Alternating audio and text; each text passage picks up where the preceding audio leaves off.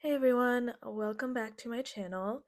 Today I thought I would take a break from my regular journal entry type of videos and do a books of the year tier ranking. I've always wanted to do something like this because they're some of my favorite videos to watch on YouTube. I get a lot of fun ideas on new books to read, and also I think it's just nice to look back on the year and kind of reflect on my reading journey. I feel that this year actually it was a slower reading year for me compared to like my previous year where I read like over 100 books. This year I read exactly 20. And I know that seems like a big difference, and honestly like I never think it matters how many books you read. It's more important that you read itself even if it's just one book a year.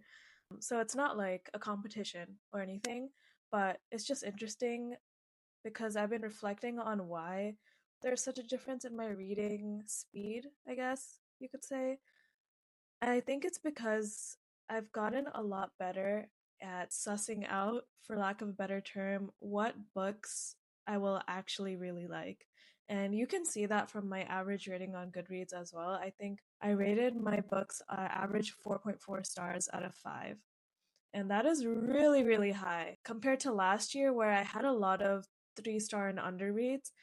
I think I've just gotten better at understanding what books that I will like so I don't have to force myself to read something that I don't enjoy.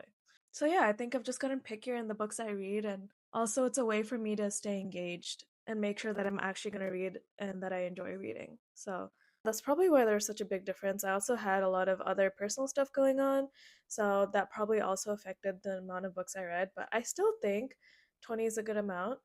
That's, let me do the math. At least 1 to 2 books a month. So I think that's still pretty good. But yeah, without further ado, I made a quick tier ranking list on the website and uploaded all the books that I read from the year from Goodreads onto there. So let's get into it.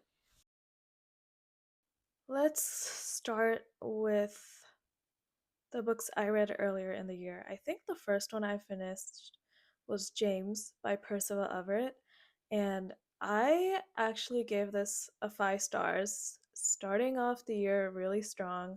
I thought it would be a little boring since I had never read anything from this author, and I thought it would be just like a remake of the original version with more accurate history, which is great. But I was kind of worried that I wouldn't be able to pay attention throughout the whole book. But actually, like, it was super engaging. There were parts that were pretty funny and humorous, as well as having gravitas when it needed to. And I felt like I learned a lot about the history of slavery and the situation as it was back then, which is something you don't really learn in school. And I learned that through a fiction book, but since it is based on real life events, I feel like it was very enlightening. And the writing was just really good and it was really engaging, kept me on my toes. So I'm going to start off strong and put this at an A. I'm not going to put it at an S because I'm kind of picky with my rankings, and now that I've had time to reflect on these books a little more, I'm just gonna deviate from what I may have ranked it on Goodreads and just go off my feelings of the book now and overall how it made me feel. So, yeah, the S is gonna be reserved for very, very few books. Alright, next one, Paladin's Grace. This was one of my few DNFs this year, and I, by the way, included DNFs in this because for most of them I read over 50%, so I consider that like a significant amount of my time spent reading those, and I feel like I have a good grasp of what I think about those books. So I think it's fair to include them in here. But again, there's only like 3 or 4 that I DNF'd. And I also don't force myself to finish books anymore if I don't like them, even if I read a good portion of them, which is why I put them in the DNF category. But I still read like a good portion of those books that I DNF'd.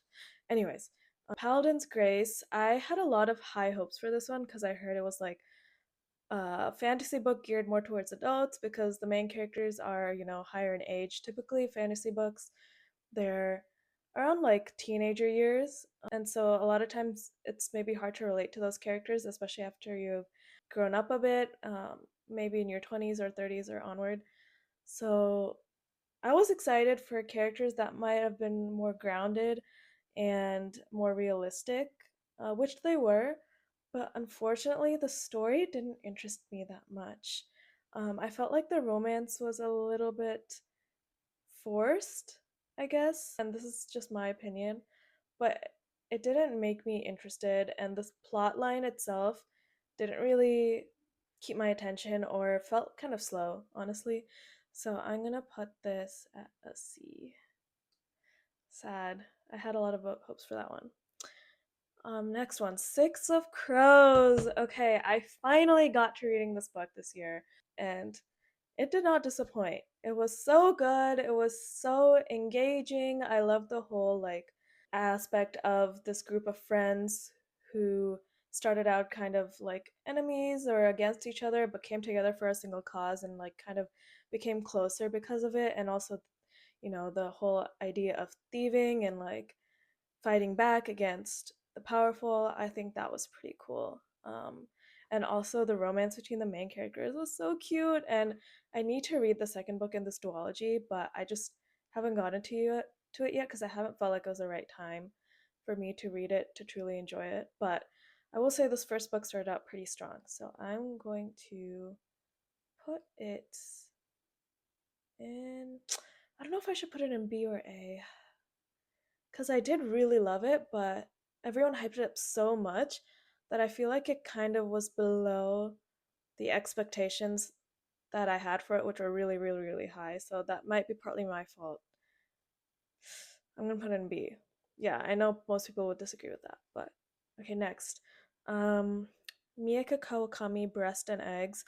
Oh, I love this book, guys. I this year started reading books that are not only fantasy, but like still fiction based.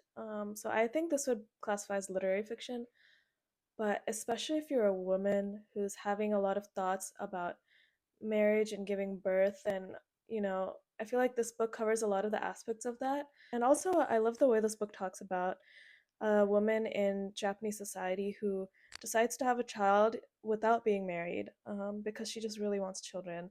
And I feel like it tackled these sensitive subjects really well and covered a lot of different aspects and viewpoints that I feel like are really important and valid, especially in today's world.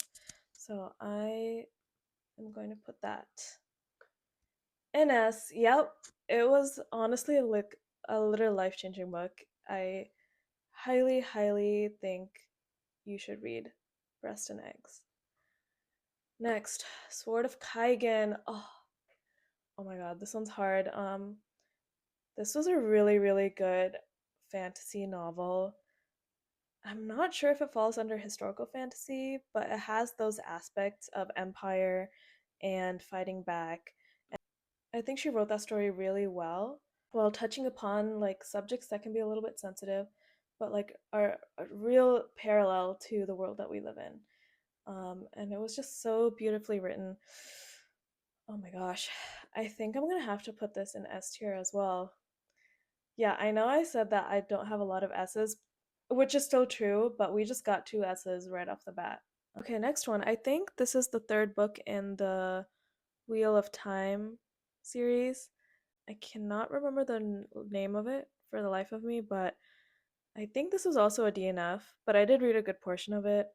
It just was kind of, I don't know, I just like fell apart from the series. I had a lot of high hopes for it, and I thought it would be like one of my new favorite fantasy series, but I think just for the time it was written, it is really good and probably one of the starting of these kind of books. But personally, I think there's just a lot of more interesting fantasy books and series out there. This just felt really slow. So yeah, I'm gonna put this in a C. Next, God of the Woods by Liz Moore. Yeah, this was also a DNF, but I did read like 60% of it. I don't know. I just thought the mystery would be a lot more interesting. I just didn't find it engaging or page turning at all. And I thought there would be more twists and turns. And honestly, maybe I didn't get to that part yet, but at this point in the novel, when I read like 60% of it, there should be more happening, and there really isn't. I feel like they're still kind of going over the backstory. So, yeah, I'm putting this in D. Next, The God of Small Things by Jhumpa Lahiri. I really like this book. I've been trying to read more books by brown authors or South Asian authors. So I'm really glad I read this book. And it is a bunch of short stories put together. So that part I really liked. But I feel like each short story on its own I had different opinions on, but if I had to rate this book overall, like I would say it's just mid of the lane. Like I loved her writing style and I did relate to some of the stories being like, first gen immigrant. So I thought that was really nice. But other than that, nothing majorly stood out to me. Maybe I'm being a little too harsh, but yeah, I did like that she hit on different viewpoints of South Asian perspective. So I think because of that, I'm gonna put this at B. It's not, I don't think it's an A, but it was still really good. Next book, The Jasmine Throne by Tasha Suri, another brown author, and she's a fantasy writer. And what I loved about this book is that I feel like there's not a lot of fantasy books with the main characters being brown, so I felt really seen. It's the importance of representation, right? Not to mention the writing was pretty interesting, and also it's a queer love story. The main characters are queer, they're lesbian, and we don't have enough of that either. So I thought it was really nice. It was really beautiful. A really high stakes political fantasy as well, which made it really fun. So yeah, I'm gonna go ahead and put that in A. Okay, next, A Room of One's Own by Virginia Woolf. To be honest, like as a feminist novel, especially for its time when it was written, I think it was really interesting. But I feel like it's also a little bit elitist in nature. From what I remember, it kind of talks about the viewpoint of women who have the freedom to be creative and who have the leisurely time to engage their creativity. So I feel like it's not necessarily a fully relatable novel. So I'm putting that at C. Dagger in the Flame.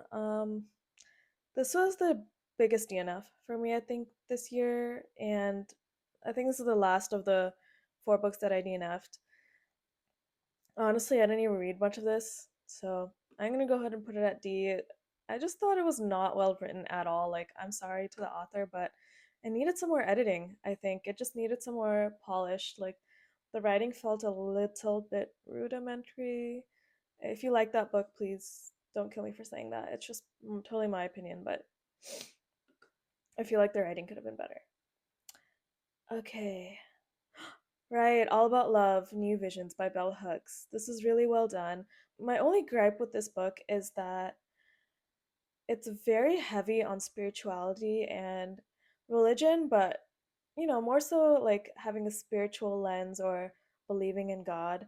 And that kind of has is an undertone for like quite a few chapters in this book. So while I will say it is very nice how it talks about love, romantic love not being the only important form of love, there's platonic love and how we are losing this idea of love in society. I feel like that was very beautiful, very important read. The only thing that knocks it down a few notches is I feel like it might not be relatable to people who don't identify as spiritual or religious and who are atheists. I feel like it's a little bit exclusionary in that sense. So also, I think this is again a result of the time it was written, but I think it could be more inclusive of queer voices. Like in that lens of religion, it has a lot of like masculine versus feminine traits it talks about in some of the chapters. And I feel like it's not very inclusive of queer and non binary people. So, because of that, it takes it down a little bit. But I still think it touches on really, really, really important topics about love. So, I'm going to put it at A. The only reason it's not like the best book I read this year is because what I just mentioned. Okay, House on the Cerulean Sea. Oh, this is cute. This has themes of found family, and it's like a gay romance, and has elements of fantasy because of the children and one of the main characters who are, have special abilities, and they're a little bit outcast of society because of that, and that's sort of the theme of found family come in. So yeah, I thought it was really cute. It takes a bit of time to pick up though, but once it does, it's really engaging and interesting. So I'm going to put this middle of the line. I think it's a B. It's a solid B. Next, Astrophysics for People in a Hurry by Neil deGrasse Tyson.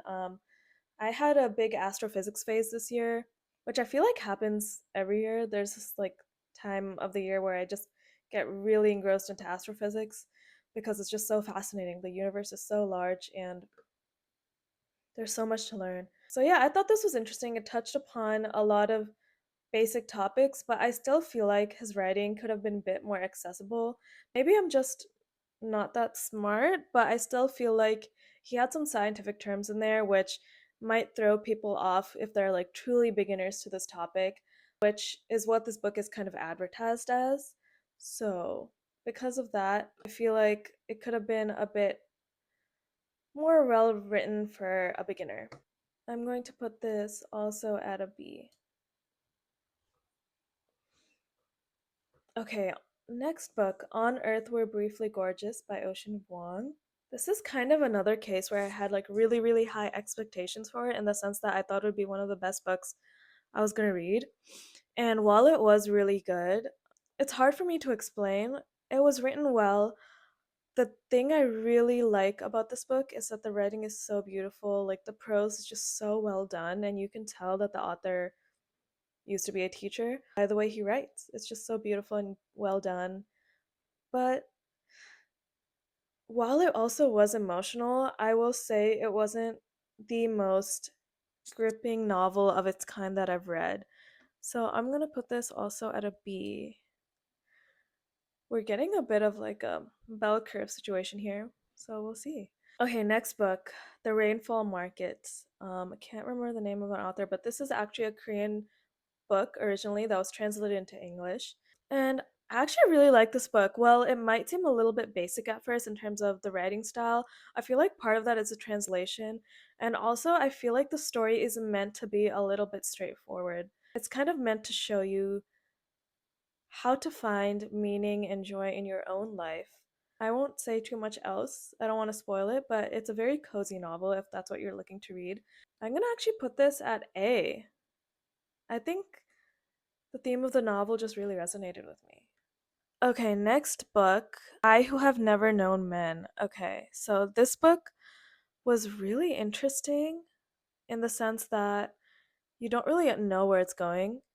And the ending is a bit anticlimactic as well, but it's actually meant to be that way because it makes you think a lot. Like, I think the perk of this book is that it's so like out there, but also the story is so like something that could possibly happen in the future. I thought it was really well done and it made me think a lot at the end of the novel. So I'm gonna put this at an A.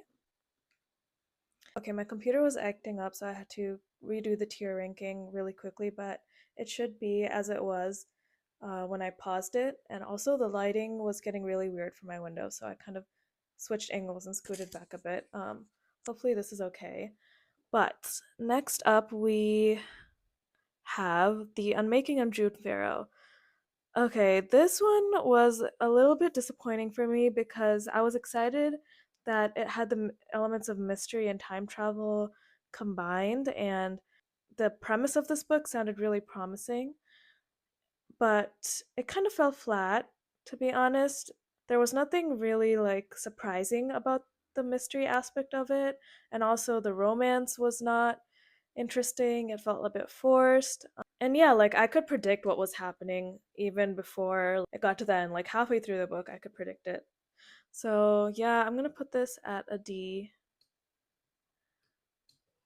Hello. Okay. Next, book lovers. Ooh, okay. This one was, I think, the only pure romance book that I read this year. Romance is not really a genre that I usually partake in. I find that I don't stay interested in a lot of them. I usually need a mix of fantasy with like a romance subplot. Like I need something else to keep me engaged. But I've been meaning to read an Emily Henry romance for a while, and Book Lovers was the right decision for sure because as a reader, I felt like I could relate to the characters and they didn't feel like a typical male and female main character in a romance novel. The power dynamic wasn't really there, like they felt totally on equal terms. And she was just a really badass, like, career driven female character who doesn't take bullshit. And also, she's an eldest daughter. And as an eldest daughter, I could relate to a lot of the themes and the struggles that she was going through. And I also felt like the male main character, he really met her where she was at and didn't ask her to change. So I thought that was really beautiful and nice. So I'm gonna put this at uh A. Yeah, I think this is an A. Okay, last, Piranesi by Susan Clark. Actually, this book I started reading at the very, very end of 2024 when I was on a trip in Italy. I finished the most of it in January of 2025, which is why it's on this list. Yeah, this was a really mind-bending, like twisty novel. Like it was one of those strange, fascinating kind of stories. And there's not really much else I can say about it without giving the whole thing away. But there's also a huge mystery that you're trying to uncover because you're not really sure what situation or this main character is put in. Like he's in this really huge house and he answers to this higher being. There's a lot of mystery like going on, and you don't know what happens until the very end, until it's all explained to you. So I thought it was very fascinating. The writing was really interesting as well, but it definitely did keep me engaged. I felt like the first maybe one or two chapters are a little bit slow, but after that, yeah, it just gets super interesting as more characters and more information is revealed. So I'm gonna put this at a solid B. I feel like it was a very medium level book compared to everything else I've read. Yeah, I think that is it. We've come to the end of this tier ranking 20 books that I read in 2025. As you can see, a lot of them fell in the A and B category, and that kind of aligns with what I had mentioned at the beginning of this video, that I had a lot of highly rated books this year because I've just gotten better at noticing the type of books that I would truly enjoy. So yeah, if there's anything you should be getting out of this video is that you have to read Breast and Eggs by Miyako Kawakami and Sword of Cayenne, sorry, by ML Wang. Especially the latter if you're super into fantasy and historical political intrigue, that kind of stuff. Pretty much everything on this tier ranking from the B to the S level, totally worth a read. C, maybe, it really depends on personal preference. B level, you can probably skip those books to be honest. So yeah, I hope you enjoy this video. I love you all very much. I hope you have a great rest of your week, and I will see you in the next video.